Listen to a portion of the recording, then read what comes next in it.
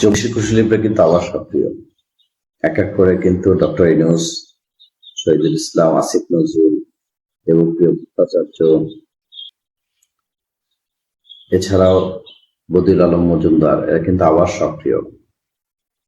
প্রশ্ন একটাই, তারেক রহমান মাননীয় প্রধানমন্ত্রীকে বুঝতে পারছে যে ১/১১ এবং ২৪শে কুশলীরা আবারও সক্রিয়, নাকি বুঝতে আবারও দেরি হয়ে যাচ্ছে? প্রিয় বন্ধুরা, সালাম ও শুভেচ্ছা পাতি করে আপনাদের স্বাগত জানাচ্ছি। গত দুদিন ধরে খেয়াল করেছেন, রাজধানী বিডিবিএল ভবনে নাগরিক সংলাপ, গুম বিচার বিভাগের হঠাৎ করে মানবাধিকার নিয়ে আলোচনা। সেখানে বক্তব্য দিতে শহীদুল আলম কি বলেছেন? জনগণের প্রত্যাশা পূরণ না হলে সরকারকেও সরিয়ে দিতে পারে জনগণ। এটা কি শুধু বক্তব্য, নাকি এর আড়ালে বড় কোনো ইঙ্গিত? এবার আরো বড় প্রশ্ন, আসিফ নজরুল কিন্তু ২ দিন আগে সাক্ষাৎকার দিয়েছিলেন, বাতিল চুক্তি নিয়ে আমাকে কখনো টাকা পাইনি।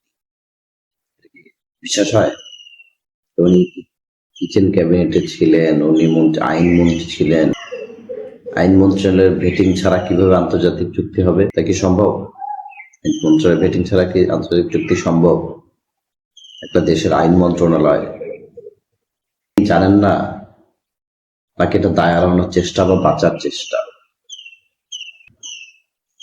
আচ্ছা, যদি সত্যি আইন মন্ত্রণালয়কে পাশ কাটিয়ে বিদেশি চুক্তি হয়ে থাকে, তাহলে কি সেই সময় দুর্বল এবং অকার্যকর একটি কাঠামো তৈরি হয়েছিল? এদিকে একের পর এক বক্তব্য। সতর্ক করে বলেছেন 2/3 মেজরিটি অভিশাপ আবার যেন ভোগ না করতে হয়। কাদের উদ্দেশ্যে করে? এটা কিন্তু বলেছে দেবপ্রিয় ভট্টাচার্য, সিরাজুদ্দৌলা চৌধুরী, দেবপ্রিয় ভট্টাচার্য। অর্থনীতি, সুশাসন, একের পর এক উঠে আসছে প্রশ্ন। এগুলোকে আলাদা আলাদা মতামত, নাকি একসাথে তৈরি হচ্ছে একটি চাপ?